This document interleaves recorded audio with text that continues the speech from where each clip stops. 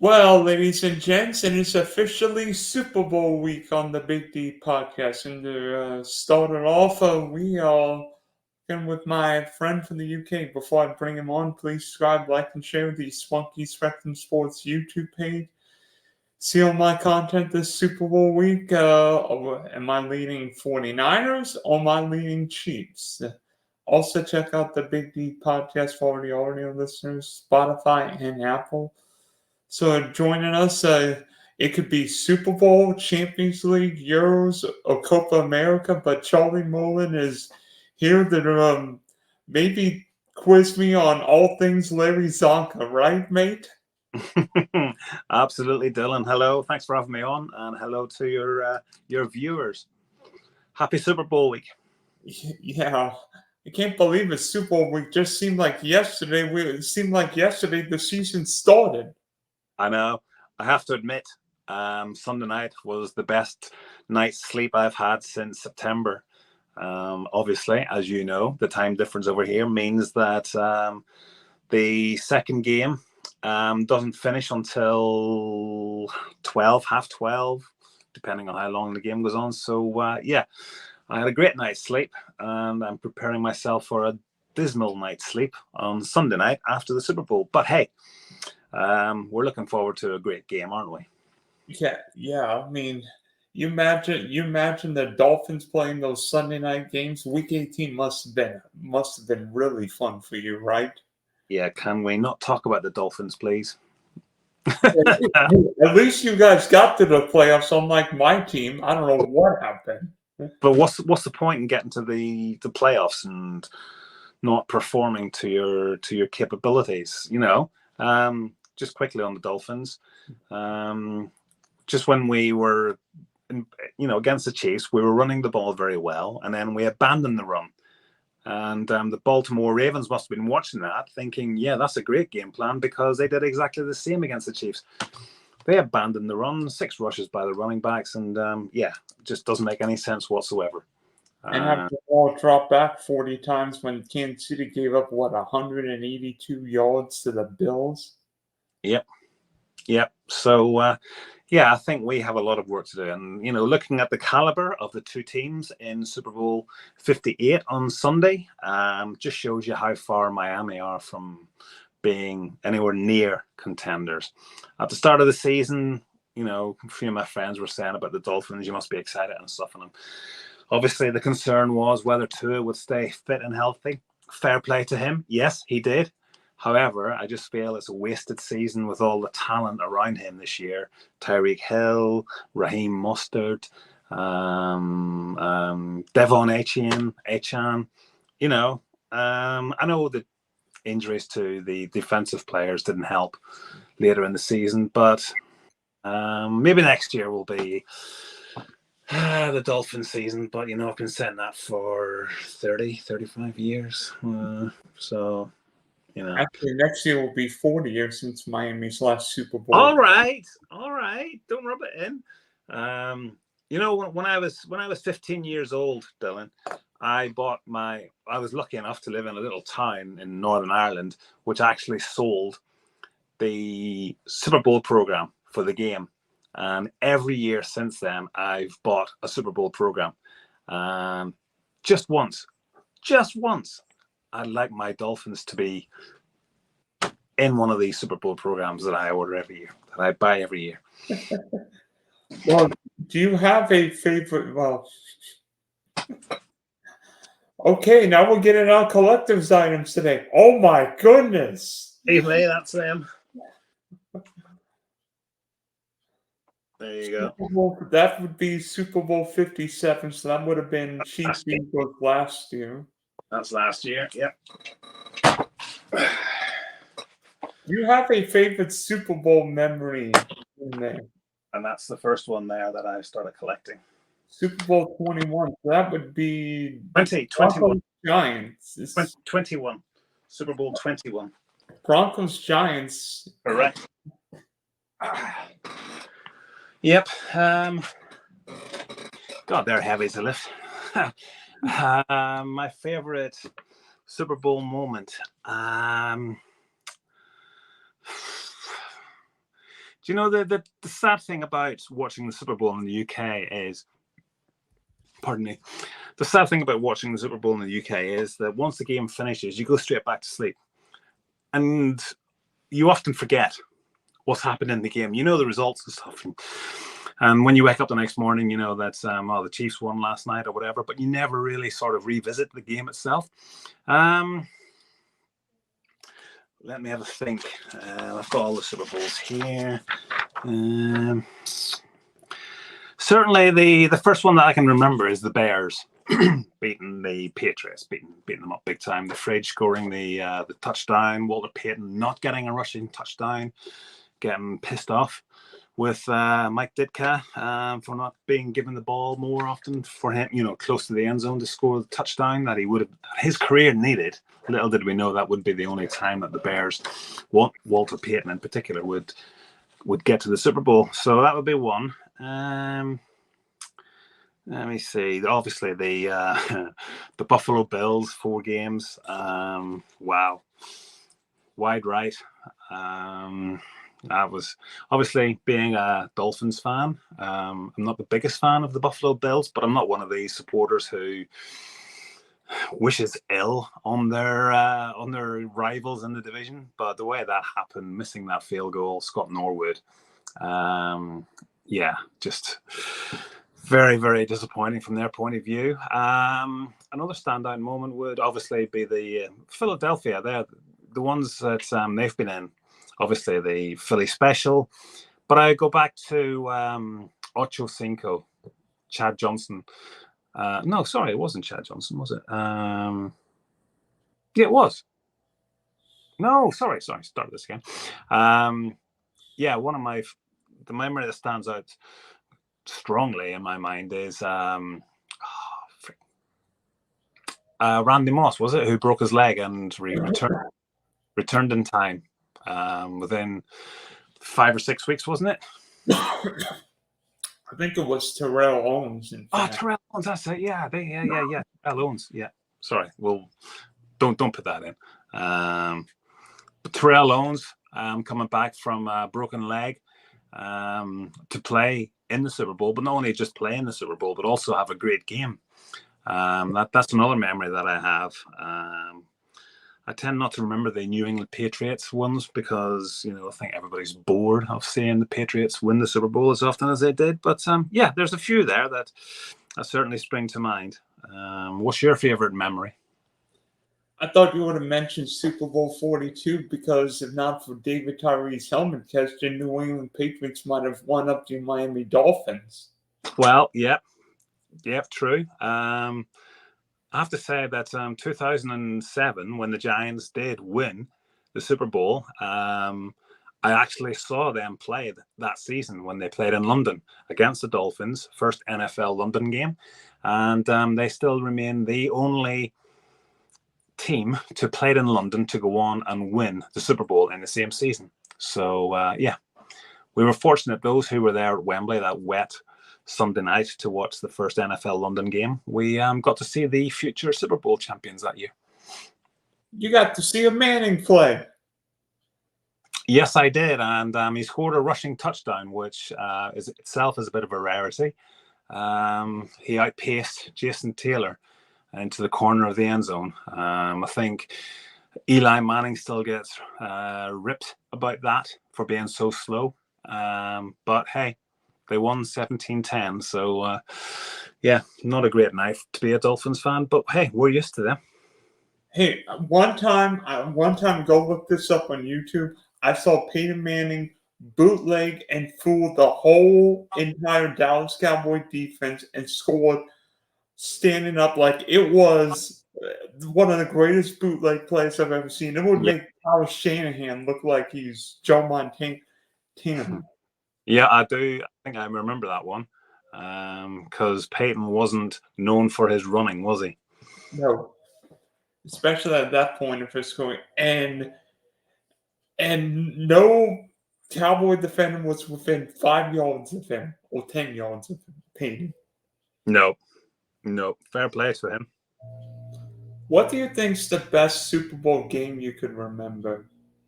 It's got to be the Eagles, Patriots, Philly special. It's a high-scoring game, to and fro, loads of lead changes.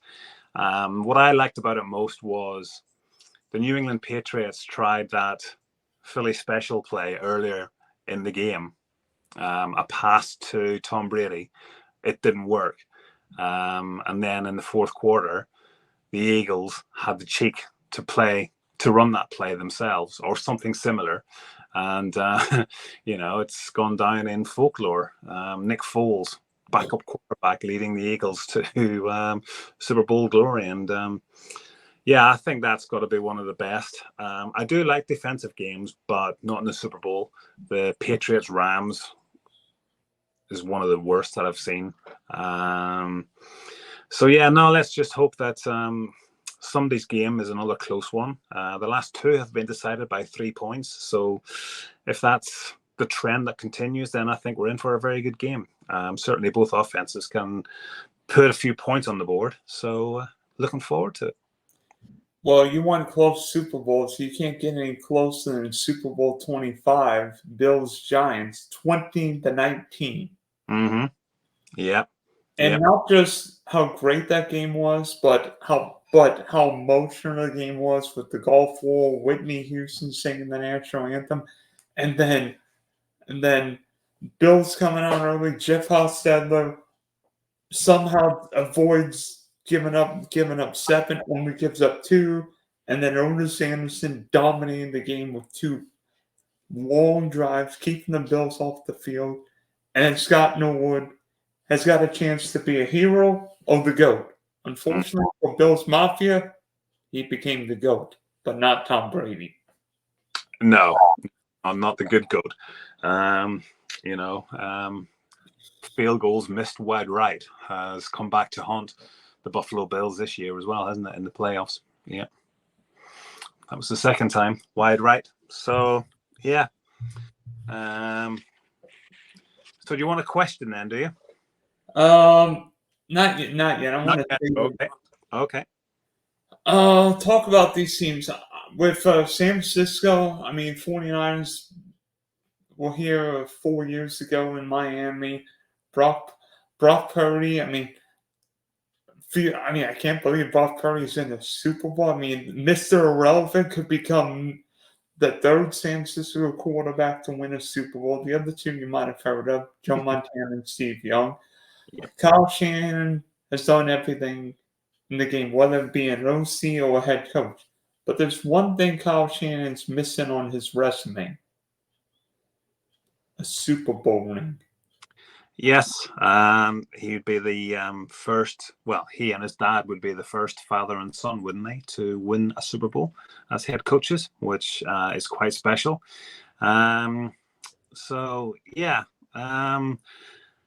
Listen, the San Francisco 49ers are going to have to play at an extremely high level if they are to beat the Kansas City Chiefs. Kansas City, it's almost like the Andy Reid Invitational, the Super Bowl in the last few years. I know that was a joke made for the AFC Championship game at Arrowhead, but they always find a way to. Well, they seem to always find a way to get to the Super Bowl. They know what it takes to win it. They know what it takes to lose it. So they've got something to. Sort of the 49ers. They lost one a few years back. We know that, but there's not many players on that roster that still have those scars. The Chiefs. They know how to win the big games. They just know when their backs are against the wall. They've got a knack of just pulling off a play, whether it's a Patrick Mahomes run down the touchline, sideline, whether it's a scrambled pass to Travis Kelce. They always find a way. They always find a way to win. You mentioned Kyle Shanahan earlier. Obviously, he has scars from previous Super Bowls, none more so than being part of the Atlanta Falcons, and we all know about that, 28-3 up, I should say, and losing. So I think the key to this game for the 49ers is to start fast, to get ahead on the scoreboard. They fell behind to the Green Bay Packers. It was only a field goal, and they came back and they won that. But more worryingly was falling 14-0 behind to the Lions. And they were helped by Dan Campbell. The 49ers were helped, in my opinion, by Dan Campbell not going for a field goal on 2 occasions, rather than being Mr. Yeah, I'm going for it on 4th down. It becomes too predictable. San Francisco, they knew that he was going to go for it on 4th down, so that sort of motivates the defense to stop the offense, and that's exactly what they did. 2 4th down plays. San Francisco stopped the Lions, and they end up winning by 3 points. Listen, if the 49ers fall behind to the Chiefs early on, there's no way that Andy Reid is going to go for it on 4th down. He'll take every point available to extend that lead and push the 49ers out of reach. So this is going to be a massive game for the San Francisco 49ers. Like I said, if they get off to a fast start, then they've got a great chance of going on to win it. If they fall behind, you don't want to fall behind to this Kansas City Chiefs team. They are just so dangerous. Once they get their noses in front, they're very difficult to reel back. And even if we saw 4 years ago in the previous Super Bowl between these two teams, even if San Francisco are leading by 10 points in the 4th quarter, those people who were still involved with the 49ers back then are going to go, oh, we had this lead against the Chiefs 4 years ago. How do we stop it from happening again? You know, you can't stop those feelings and those memories creeping into your mind. So whatever the score is, do not write the Chiefs off is my advice. But there's one thing that I'm looking forward to this weekend. We haven't seen too many quirky plays from the Chiefs all season. Now, I know they've had to sort of come from, they've had to fight to win games, and the flair hasn't been there, especially scoring touchdowns. Their touchdown quantity is way down on last season, so they haven't been in commanding positions where they can do the little ringer rosy and that Rose Bowl play from 1923 or whatever.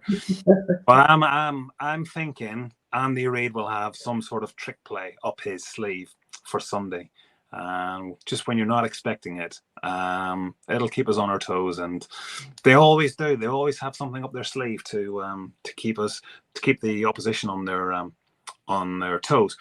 But Patrick Mahomes, well, I can't say anything that hasn't been said already about Patrick Mahomes. He's just a special player. He's never beaten. He knows how to convert a first down. Convert a 3rd or a 4th down for a first down. He's just a magician. He pulls tricks out of his hat. He is the X factor in this, and that's not putting my neck on the line by saying that. I think everybody would agree with that. But if he has a bad day, then San Francisco have a great chance. Is Brock Purdy good enough? Is Brock Purdy good enough to win a Super Bowl? Because you look at his playoff games, home playoff games against Green Bay and Detroit, 2 lousy defenses. Brock Purdy's not played well until the end, and now he's going up against, if not the best defense, Baltimore's got some say in it, but a top 2 or 3 defense. Is Brock Purdy good enough to win a Super Bowl? Because San Francisco's roster's lower. I mean, Christian McCaffrey's the top 5 running back. George Kittle's the best block and tie in the league. Trent Williams, a Hall of Fame tackle. Debo's Mr. Do Everything. Brandon Ayuk runs the deep pass, and Nick Bosa is a top 2 or 3 edge rusher. And Fred Warner is probably the best middle back on football. Yeah, you mentioned Bosa and Warner. How many points did the 49ers concede in their 2 playoff games? 52, Dylan. 52 in 2 playoff games. That's a concern for me. That's a massive concern for me. As you said, Green Bay Packers and Detroit. That's a massive red light for me. The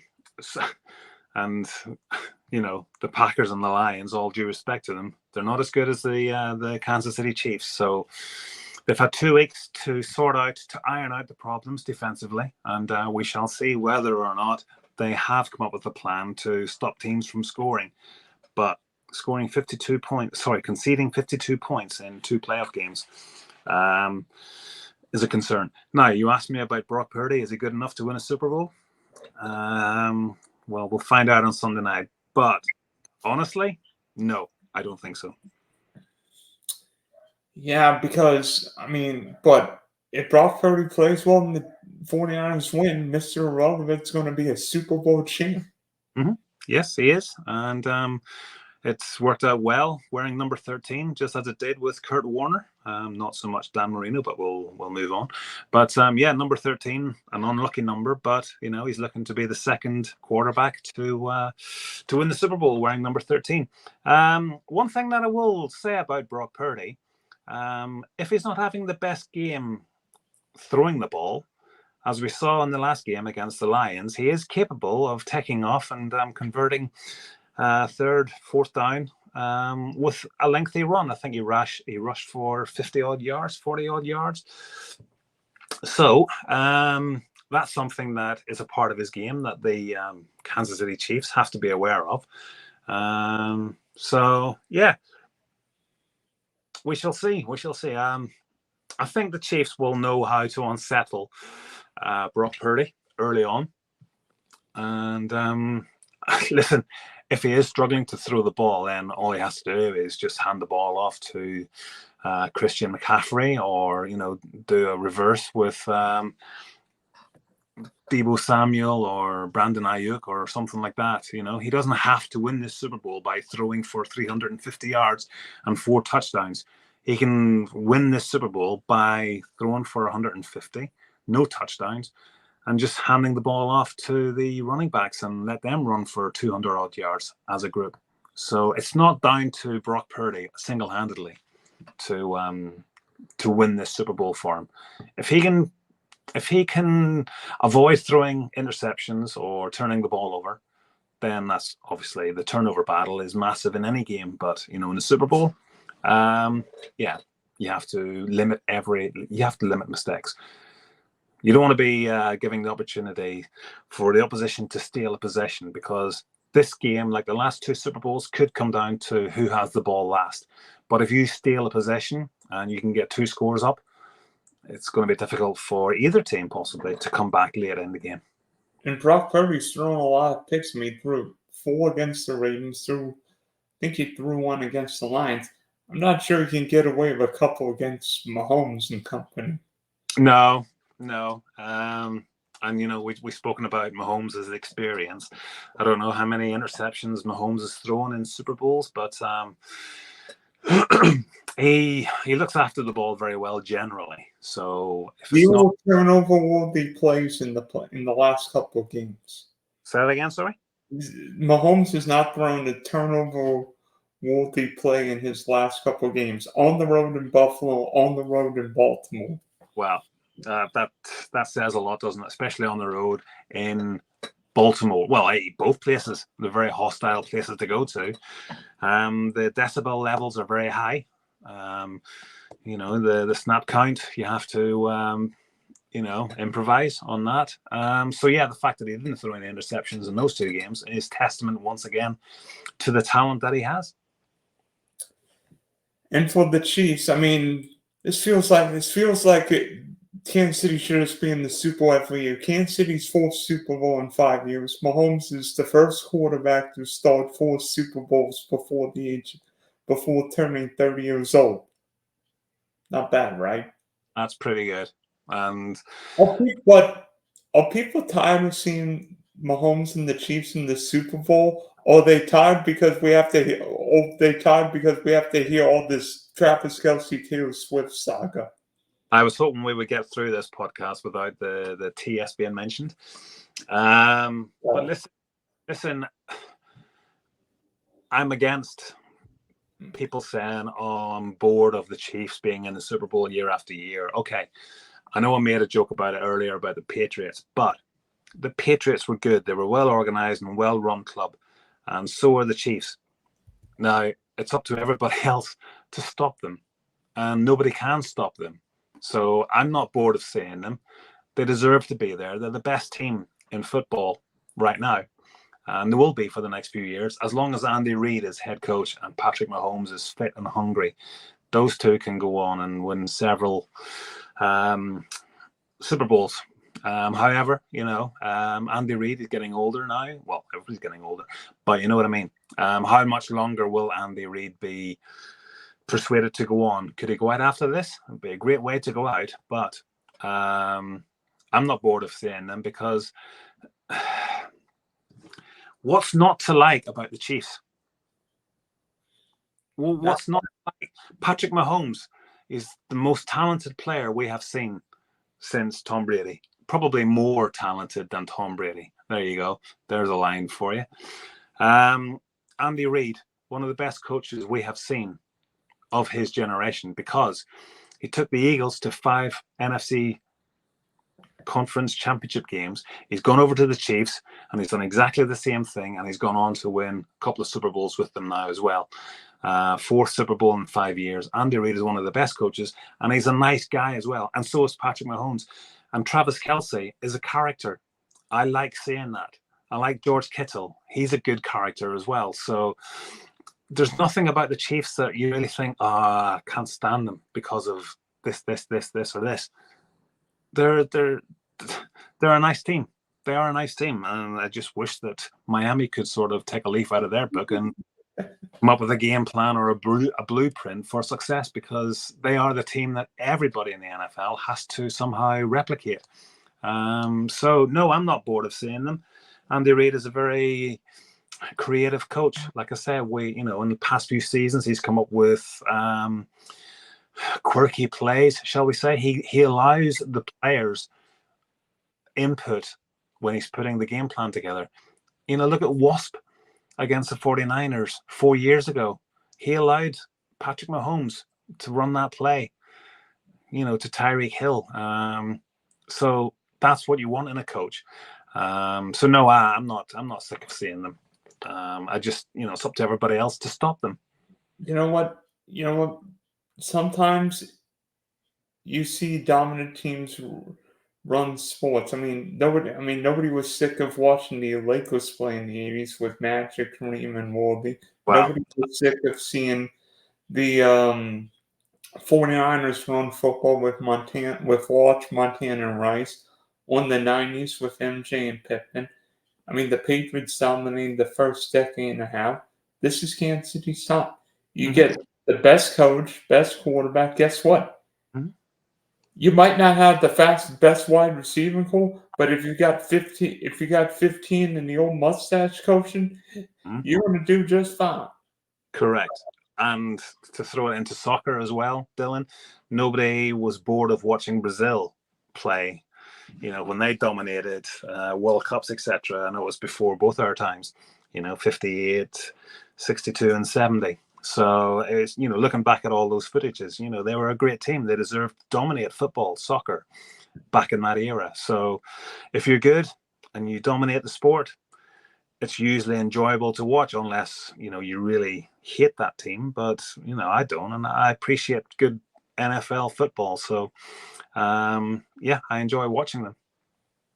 There are a number of teams that, I would easily, turn the TV off and go to bed at maybe 11:30, 12 o'clock on a Sunday night. But if the Chiefs are playing, I'll stay and watch the end of the game, because they're exciting to watch. So I hope this weekend's game as well, Sunday night's game, is right up there with the best of them. All right, so I am the trivia savant. I want some juicy trivia questions regarding the Super Bowl, and I know you have some, mate. So what do you have? I do indeed. Okay, I'll give you an easy one to start with. I think you'll know this. 3 players have won a Super Bowl as a player and then as a head coach. Name them. Wait, 3 players have won a Super Bowl. How far back do I have to go? A long way back.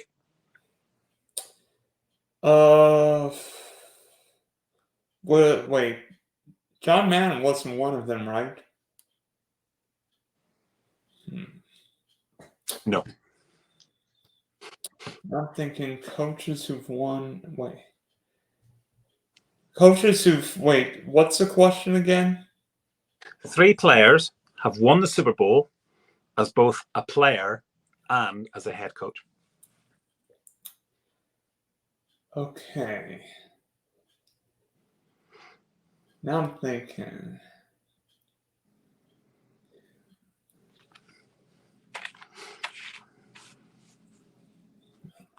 Hmm.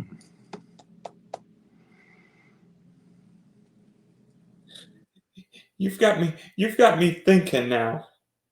Good. That's the whole point, isn't it? You better not be Googling it. Gary Kubiak. Nope. He won. Oh wait, he was. Oh, he was an assistant coach It, for the. it wasn't a head coach, a winning head coach. He was, well, he wasn't a winning quarterback either with the Broncos. No. How far back do I have to go? 70s, 80s? Well, you have to think that, yeah, 70s. They're not all from the 70s, but the first one would be, and the second one. Oh, You've got me. You've got me. Who was the team that this coach beat?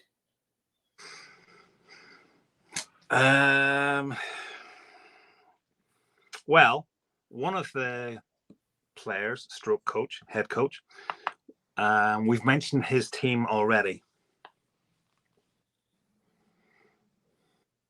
It couldn't have been. It couldn't be. Bill Walsh? No. You've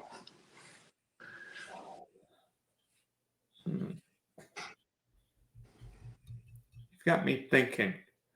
Bill Cowell? No. Okay, tell me one of them. He played for the Chiefs, and then he went on to coach. Lynn Dawson? No. He then went on to coach a division rival to Super Bowl glory. Tom Flores? Correct. That's one. I thought Tom. I knew one of those Raider coaches was one. Okay, now? How far back do I go with the other ones? Well, obviously, there was a time when he was a player, and then there was a lengthy period before he became head coach. But if you were paying attention to what I was saying in this podcast, we've spoken at length about his team. Andy Reid? No. I think that'd be cheating, right?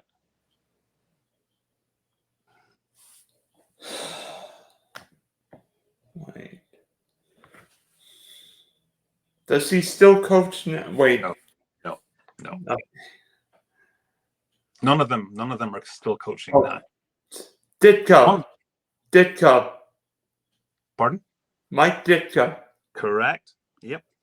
Cowboys and Bears. Correct. Yep. One more. And he's still involved in football today. That doesn't help.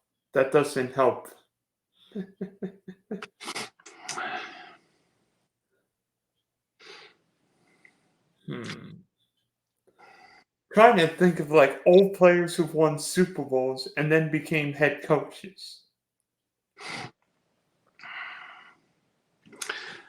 Oh, Tony Dungy. Correct.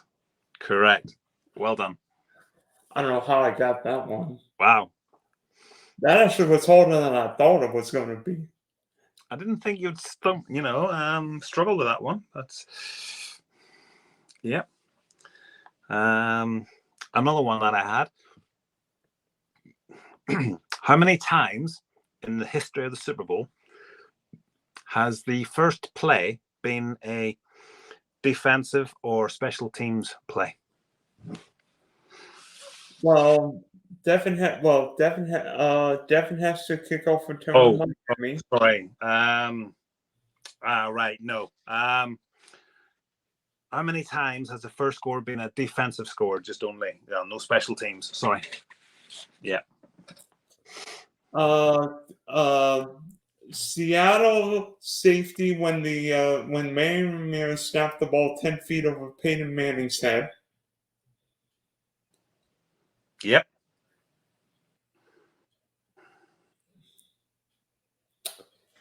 And then,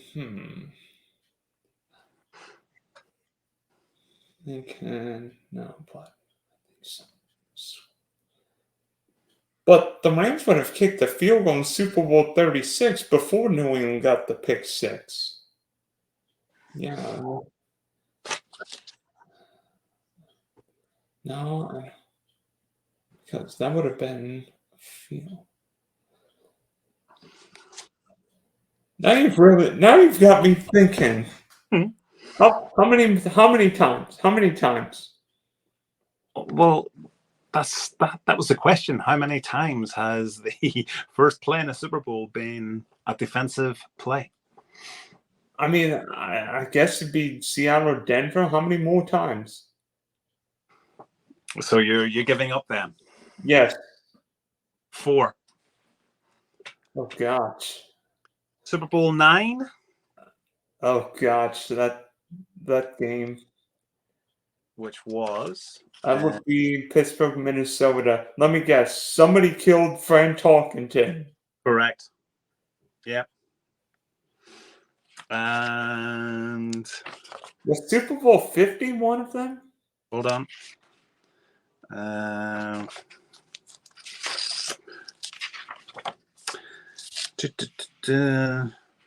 Super Bowl 18. Oh, somebody killed Joe Deisman. Well, Actually, I think it was a pick six. I think it was a pick six. No, it was. I guess it was a fumble recovery in the end zone. Not good. No, and then we're going nearer to modern day. Let me see. Super Bowl 50? No, 46. Oh yeah, because I think that was the game when New England was called for holding in the end zone. Intentional grounding. Yep. Oh, grounding in the end zone. I'm like 46. Yeah, that was Giants Patriots, wasn't it? in Indianapolis. Yes. Tom Brady, intentional grounding in the end zone. The only time I've How does that happen to the GOAT? He gets an intentional grounding to stop the game. Well, you can also say how come he doesn't know what down it is when he's going like, is it not fourth down now when it's that? And the most recent one, as you said, Seattle. No Sean Moreno tackled in the end zone. I'm like that game's over. I'm watching that Seattle Denver game. A bunch of firefighters, and I'm like, this game's over. I'm like, Seattle's going to destroy Denver. Yep. Okay, so what else do you have? Well, that's it. That's it. Like I said, I've got loads. I've done so much research for the Super Bowl, but you'll have to read it online at gambling.com. All right. In the next few days, I'll send you a link to it. So I have actually done a quiz for work. So let me know how you get on with that. It's just 10 questions. Some are very easy for a man of your knowledge. Others might be a little trickier. But when you do it, no Googling, no cheating. Ultimately, who wins the Super Bowl? Do Brock Purdy and the Niners get revenge from Super Bowl 54? Or does Patrick Mahomes get his third Super Bowl ring in 5 years? I'm going to say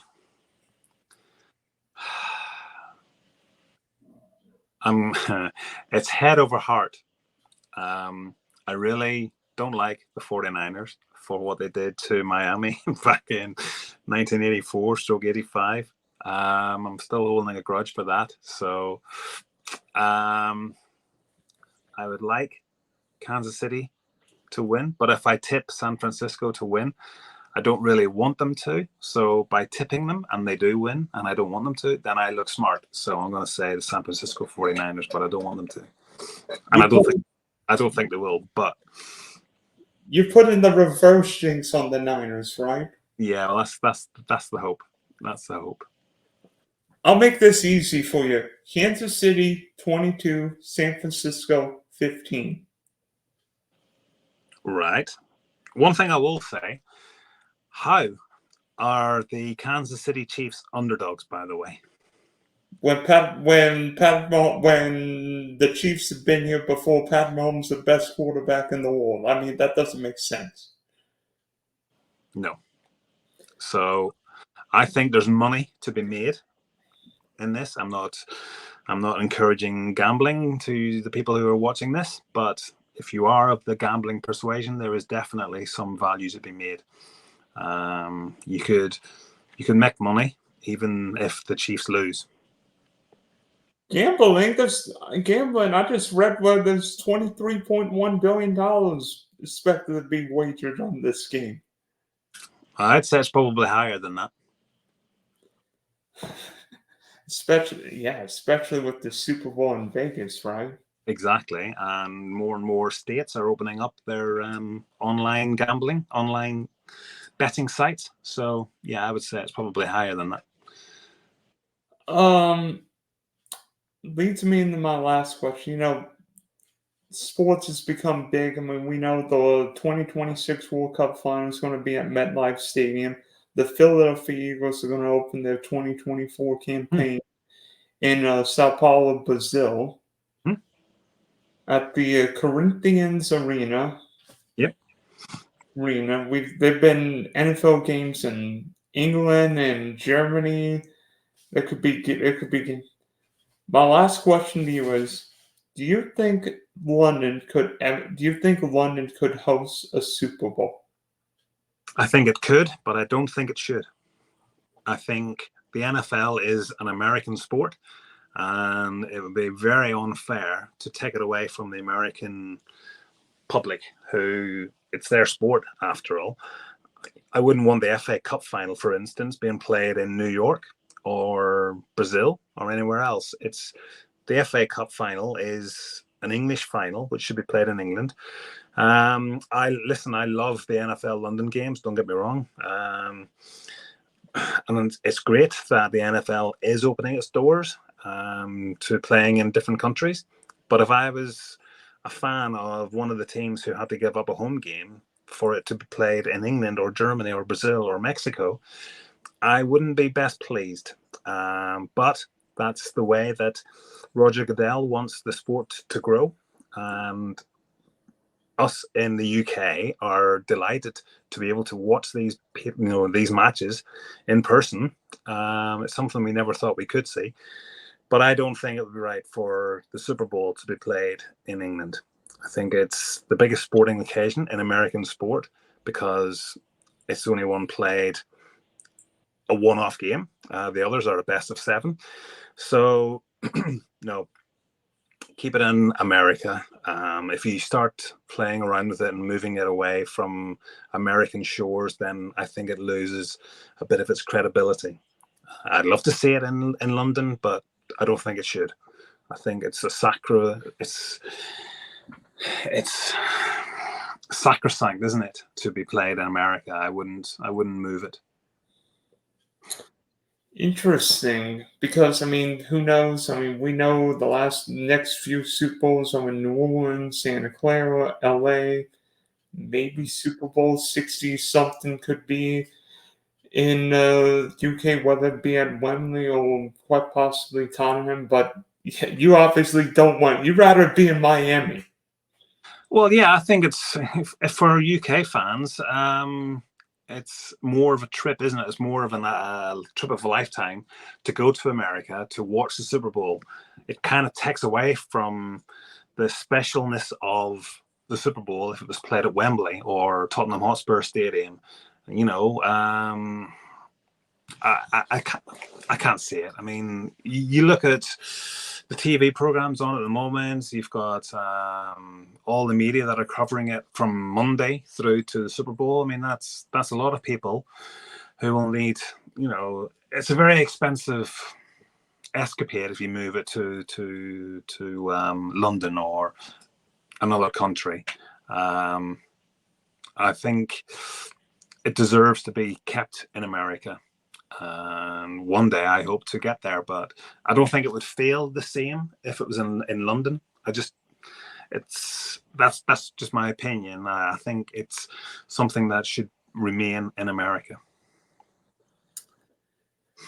All right, Charlie. So thanks for hopping on. Wish everything well. I was impressed with the trivia questions today. I didn't see them coming out of left field. And maybe this time next year we'll talk in Miami Dolphins in New Orleans.